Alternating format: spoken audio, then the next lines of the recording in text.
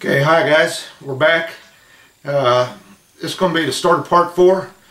I've already filmed this thing a couple of weeks ago, but I was watching it and I got to cut it in half.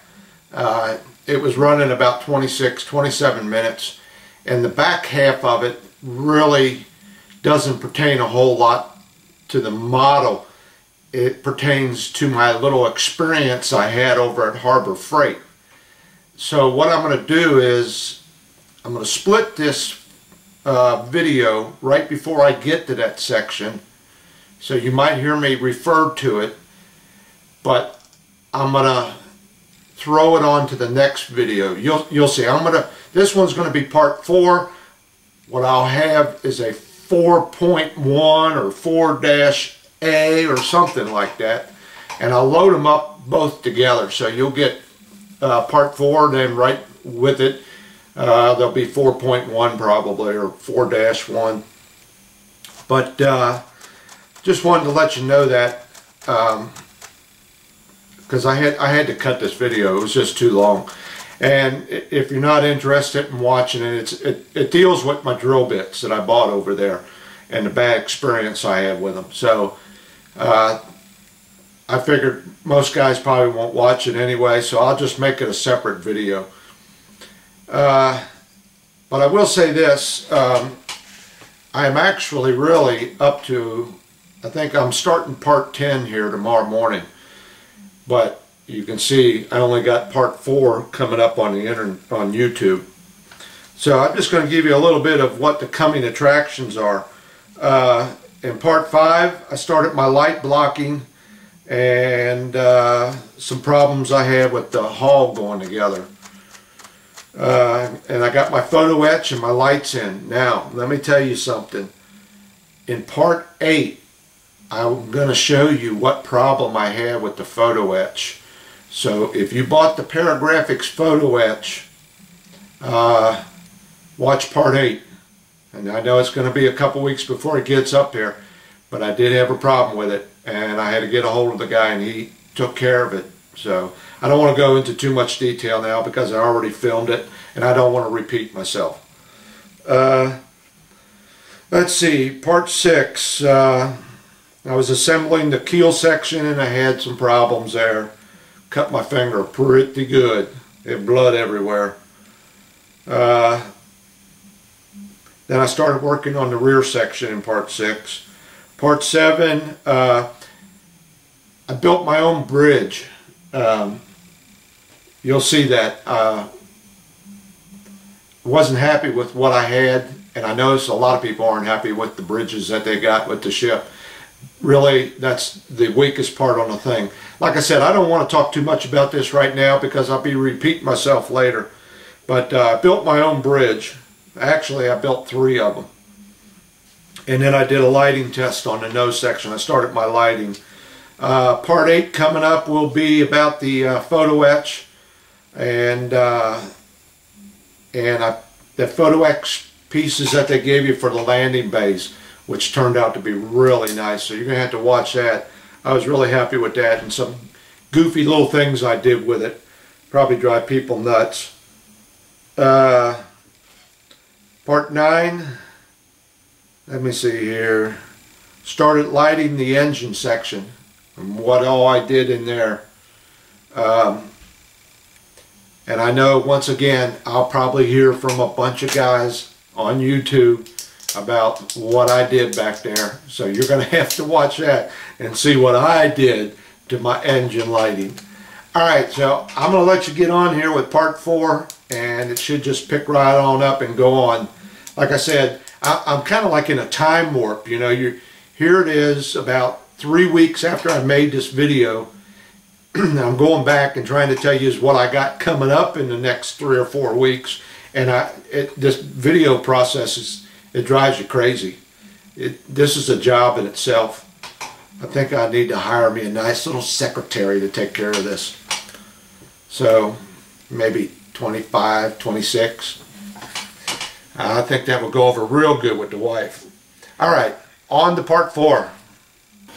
Alright, we're back. We're getting started on it. Basically, I've been following the directions. I'm doing the nose part first, and I've been drilling my little windows. Okay, I've been using my little pin vise. Alright, I started out with a half millimeter, 0.5 millimeter drill bit. A few of them I did use a 0.6, but I'm trying to stay in scale. Now those are some small holes, but to stay in scale, that's about what you have to do. Now this here's the top section, and I don't think they're going to show up very well, but I've got little holes drilled all over the top of this. Okay, there's some back here, there's a couple in here, a couple in there, and in this little side compartments here that they had, I've got some in there. Now I haven't really found, I've got on the internet and I've looked at a few models, and there's some very good shots of the top of this, and kind of got a good idea of where some of the lights should be, but there's really seems to be no rhyme or reason. You probably just about put them wherever you want. So what I'm trying to do is stay with a vertical surface. Put them in where a vertical surface is, and you have to watch that when you're wherever the hole's going to go, you're not drilling into one of these pegs or something. There's supposed to be, from what I've seen on some of the plans, a couple holes in this area here and over here. Okay, now the problem with them is I'm looking for a pointer. Okay, right in here and in here, there's not a vertical surface there. They got it at an angle, so I'm still debating whether to put a couple holes in there or not. But what I done was I drilled these holes first with my little bitty pin vise, and then I came along, and in the back I took a bigger bit and hit them and opened them up in the back so I can get more light into them from the back. Okay, so I opened them up in the back. You just got to be careful you don't drill all the way through. Now these little side panels here, this was open, and you had to construct this here out of 4 little pieces and put it in there on both sides. Okay, now that went together pretty good, fit in there real nice, but it doesn't snap in anywhere. It just kind of sits in there. They got like angle parts that just kind of sit in there, and it fits up real nice. But I didn't want to take the chance of that falling out or anything, so after I got it in there and the Tamiya glue set up, that's what I used to get it to hold in there, and I came along and put a little bit of epoxy in the back of it behind it to hold them in there. But you got to watch where you're putting that stuff, because I got some little holes in there for windows. Okay, and the S I marked for starboard so I would know what side it went to, because once you get the 4 parts together on the 2 of them, you want to remember what side was what. Okay, so I drilled some holes in the bottom too. Wasn't a whole lot of pictures on the internet of the bottom of this thing, so it's up to you. I think you can just about put any holes anywhere you want. I've got a row of them here, a row over here, a couple up here, a couple up here. Alright, now here's what I'm doing. I've got these little side pieces, little side trenches that fit in on the side here. Okay, let me find out which one this is. I believe it's this one. Alright, they go in like that. That's showing up. Okay, got a bunch of little holes in there for windows. Now here's the problem I ran into, and I thought I was going to have this happen. When you put it on the other side, on the bottom side, okay, where I've got those little holes drilled, there's a piece of plastic back here. It's covering up a couple of them. Okay, there we are. I've got to watch what I'm doing here. So I marked it with a magic marker, and I got to come in and trim this plastic out of the way. All right, so you can see them windows. so they're not blocking them. Now they don't block them that much. This here is almost, you can see them, but I want to open it up. I want to make sure I get plenty of light in there. So that's what I did to the other side over here. I already did the other side. Okay.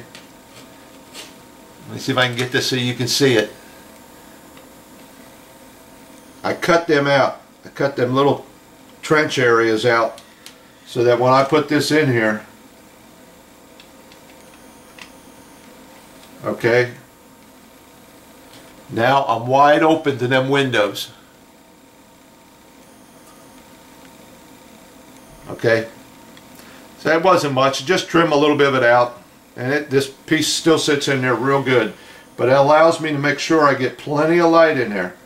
And once again, like I said, I took this bigger drill bit from behind and kind of reamed them out a little bit, so I make sure that I'm getting plenty of light in there. Alright, the main bridge. Remember, there was two little holes there. Okay, there was two little holes there where this main bridge right here set in there. I wanted to make sure I get light up into that bridge, so I went ahead, I drilled about 15 little holes with my pin vise again. Drilled a bunch of little holes, and then just what I do is I take my little sprue cutters and connect the dots, and it snaps right out. Then you just got to trim it up with your blade. You know, go around in there, get it all nice and neat, and keep fitting this on there, your bridge on there, so you make sure you don't go beyond what you got. Now you can see how that opened that up, okay, for the bridge. And I can see right here it's perfect. My holes will be coming in here on the bridge, and they'll be coming in there on the side. Now you're going to have to be real careful with these holes you drill on the side of the bridge, because there's not a lot of space back here. You're going to start running into the meat of this plastic, so you ain't going to get very many holes on the side. Now also on this main bridge, there was two pegs sticking up here that fit into them two holes originally. Well, I had to cut them off, get them out of the way, and then sand that all down nice and flush so they're not in the way. But there's plenty of meat there to grab a hold of that and glue it on there. So, and there's no problem, you can tell right where it fits. I do have a couple lights. I noticed that these large pegs here, there's a couple lights that are behind it, so I'm hoping once I get this all painted, and I'm going to paint it black first and then overspray it with white and have enough lighting in here that I'm hoping it'll bounce around and these won't create a shadow. Now, here's something else I done. If you remember, I was talking about how flimsy I thought this might be if you just took and put these two ends together like that. Alright, now there's a lot of other parts go in here, but I thought over time, you know, this could start sagging on you. Alright, now why, and I don't understand this, why Mobius didn't make this section right here is one whole section and then put the back together and stick it on there. They could have put this as one whole section to give you more stability, but they didn't. Alright, they broke it up into three sections. So I want to make sure that this is nice and solid. So I talked about how I was going to epoxy this to get a good solid fit, but I was still a little worried about that. So what I done is I had to get my wiring from in here back to here. All my wiring is going to come into this center section and then down through that tube to the base. So I had to get my wiring back through here. Alright, so what I did was I drilled a hole in here. Is that showing up right there? Drilled a hole in there. Drilled a hole in the corresponding position on this center section here and here. I had to notch this out and then drill a hole in there. Alright, so now these two go together and all them holes lined up. And I thought, well, hey, wait a minute. I'm going to take this brass tube and run this brass tube in through here. Okay,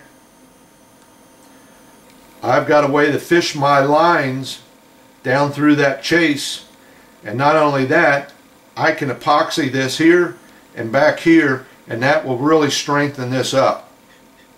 So that'll give me some strength on that, and then I'll do the same on the back section here. Now you're probably saying, why don't I use just one long rod? Well, if I'm running my wires through here, I have to have a way to get the wires out of here and wire everything up in this center section here. Okay, everything's going to come together back in here where that rod is. So I couldn't run a solid brass tube, so I'm going to run one from here to here and this one from here to here, and I think that's going to give it the strength it needs to hold together. There was one other part here. Let me see what number this was. Number 29 on the directions. Okay, and this goes up here, I believe it is. See if we can get this on there, right there, like that. Okay, so I had to notch that out too. Okay, down on the bottom there, so that tube would fit in there. So you got to notch this. You got to do this part, and you got to do this part. I don't know how big this tube is. Let me see here. I'll get a measurement on it real fast. Almost a 1/4 inch, about a 1/4 inch tube. Brass tube is what I'm using. Alright, so that's it for the first section here. I'm just getting my holes drilled, and I think I'm going to go around and drill holes all over this model before I start doing any lighting or anything and light blocking. I got to get outside and get it light blocked. Now I got a little section coming up here in this next segment. I want you to watch it. I went over to Harbor Freight trying to get me some little small drill bits because I heard about it, how everybody goes to Harbor Freight. Well, you need to watch this next section and see what happened. You'll have to excuse the video a little bit because I've got the camera sitting in front of my computer screen, and it's, you know, so you'll see. But hang in there, watch this next section. I got a tool that I got that everybody should have, and I'll show you what I was doing with it and what I found out with the stuff I got from Harbor Freight. I doubt very much I'll go back there for anything like this. So I think that's going to be it for this part. Yep. So one thing for sure though, be careful. Don't get your holes too big out here because they'll be out of perspective or out of scale with the rest of the model. You know, you got to go with some small holes, but that means you might have trouble with light. So take and like I said, once you get that hole drilled in there, ream it out a little bit from the back side. Don't take a lot. Don't go through it. And I think that's going to work. We'll find out.